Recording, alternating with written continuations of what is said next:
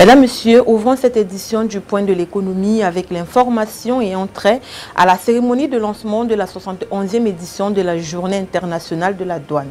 En prélude à cette célébration qui se tiendra le 26 janvier prochain, le ministre des Finances, Louis-Paul Motazé, a présidé ce jour à l'esplanade de la préfecture de la Maison dans la région du Nord-Ouest la cérémonie de lancement des activités marquant cette célébration. Célébrée le 26 janvier de chaque année, cette journée souligne les efforts des hommes et des femmes qui travaillent dans les administrations douanières du monde entier. C'est l'occasion de rappeler comment les douanes contribuent à assurer la sécurité et la prospérité des collectivités en luttant contre les trafics de drogue ou de contrefaçon. D'autre part, le membre du gouvernement a procédé à la cérémonie de pose de la première pierre du projet de construction du nouveau siège du secteur des douanes du Nord-Ouest. Il faut dire qu'à son arrivée le 22 janvier dernier à Bamenda, le ministre des Finances, Louis-Paul Motazé, a été accueilli par les autorités administratives, municipales, judiciaires, traditionnelles, politiques et militaires, avec à leur côté une belle brochette de ses collaborateurs ainsi que les groupes de danse traditionnels. Toujours au Cameroun, une séance de présentation des résultats du mois de décembre 2023 s'est tenue le 19 janvier dernier dans la salle de réunion du secteur des douanes du littoral 2 sous la présidence de M. Ndjowo Marcelin, chef de la division de l'informatique. C'était dans le cadre du suivi évaluation des contrats de performance. Dans son adresse liminaire, le chef de division s'est dit satisfait au regard des résultats engrangés par ses équipes. Elles ont réussi à franchir la barre de 1000 milliards de francs CFA de recettes douanières en 2023. Le contrôle efficient de l'exécution du service et la mesure de la performance ont contribué significativement à cette fin heureuse. Il a poursuivi en imprimant la marque inclusive des contrats de performance dans l'amélioration de la qualité des prestations douanières, la facilitation des échanges, la lutte contre la fraude et la contrebande. Les co-contratants doivent se focaliser sur les cibles à atteindre et honorer l'administration douanière dans l'ensemble. En ce qui concerne les résultats proprement dits, les faits marquants ont ci-après été présentés. Sur un total de 93 inspecteurs sous contrat de performance, 91 ont été évalués, 62 ont effectivement atteint leurs objectifs mensuels. Des 35 contrôleurs sous contrôle de performance, 15 ont bien atteint leurs objectifs mensuels. 3 brigades mobiles des douanes sur les 5 sous contrat de performance ont parfaitement atteint leurs objectifs mensuels.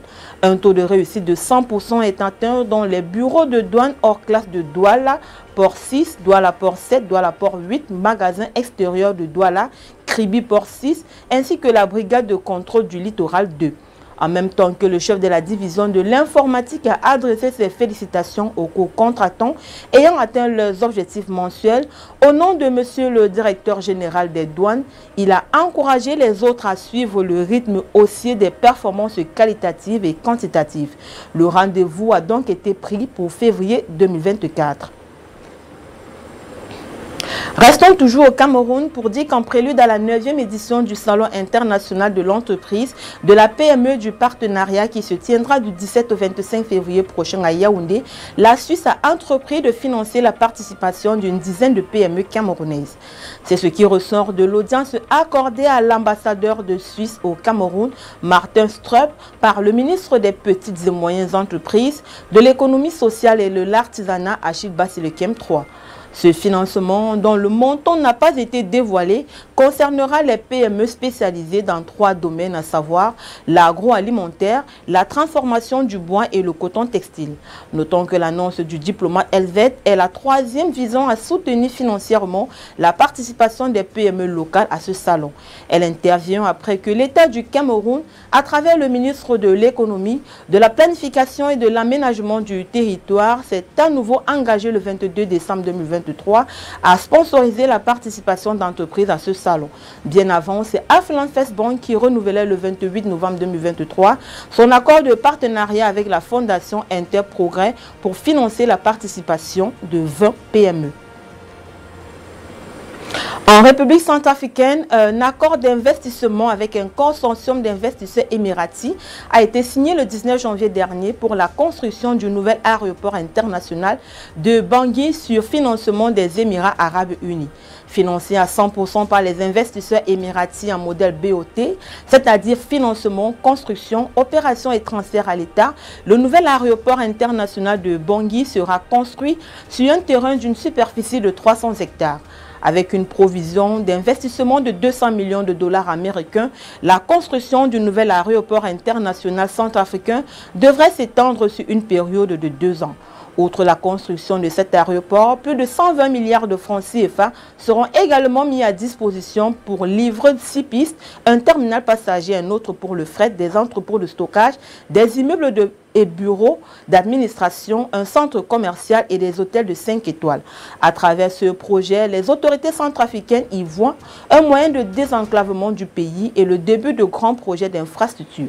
Toutefois, plusieurs acteurs politiques et économiques centrafricains rappellent les promesses non réalisées comme l'installation du siège africain des BRICS à Bangui ou encore les travaux d'aménagement de l'île des Singes dont une partie avait été cédée au Qatar en 2009.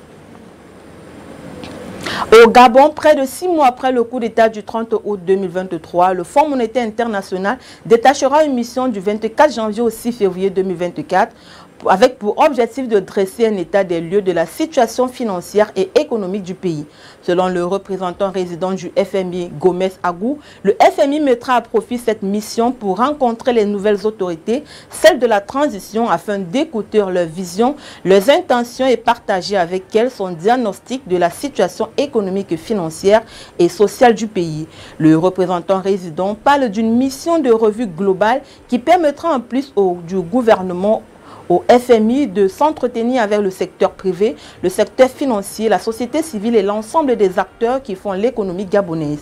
Le FMI pourrait remonter jusque dans les années 90 pour regarder l'état de progression du pays de manière économique et sociale. L'institution regardera quels sont les défis actuels puis s'intéressera aux défis qui pourraient se poser à l'avenir. Alors que le gouvernement de la transition s'est engagé dans une démarche d'apurement des aérés du pays, aussi bien intérieur qu'extérieur, la mission regardera dans les détails les chiffres de la dette, les efforts entrepris par les autorités et donnera son avis sur les prochaines étapes. Au Togo, pour éviter le fait que de nouveaux emprunts servent sans cesse à rembourser les emprunts antérieurs, le Fonds national de la finance inclusive FNI compte davantage miser sur le numérique. C'est au cours d'une rencontre avec les partenaires de l'institution et la presse le 20 janvier dernier à Lomé que le FNI a manifesté cette volonté. Selon le ministre de l'Inclusion financière et de l'organisation du secteur informel, Assi Mazameso, le système biométrique d'identification de clients permettra d'avoir une base de données fiable.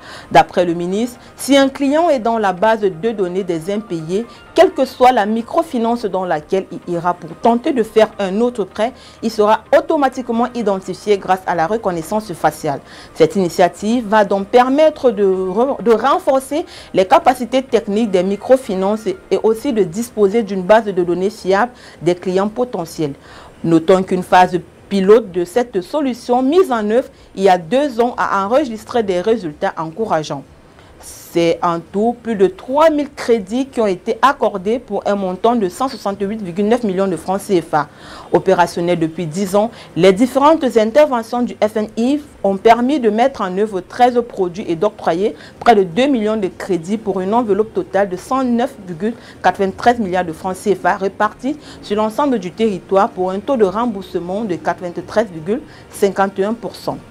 Mesdames, Messieurs, ça va être cette information que nous mettons un terme à cette édition du Point de l'économie. Merci de l'avoir suivi. Les programmes se poursuivent sur Reflet d'Afrique Télévision.